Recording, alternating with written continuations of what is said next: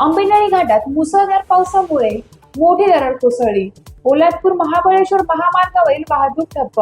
रायगड जिल्ह्यातील पोलादपूर महाबळेश्वर महामार्गावर आंबेनळी घाटात सुरू असलेल्या मुसळधार पावसामुळे मोठी दरड कोसळण्याची घटना घडली असून या मार्गावरील वाहतूक पूर्णपणे ठप्प झाली आहे. दरड कोसळल्यानंतर रस्त्यावर मोठ्या प्रमाणात माती, दगड आणि झाडे आल्याने वाहनांची दोन्ही बाजूंना रांग लागली.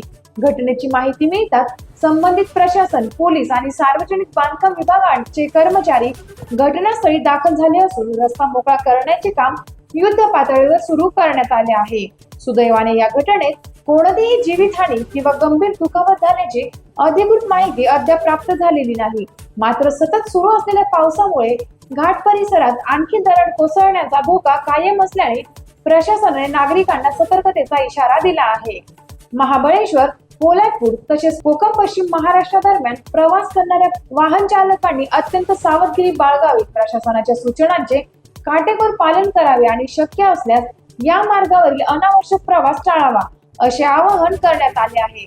पर्यायी मार्गाचा वापर करण्याचाही सल्ला देण्यात आला आहे.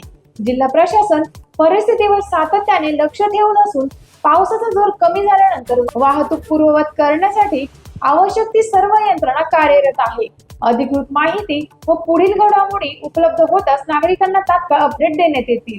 टाइम्स ऑफ महाराष्ट्र साठी रायगड जिल्हा प्रतिनिधी दिनेश सापळकर यांचा रिपोर्ट.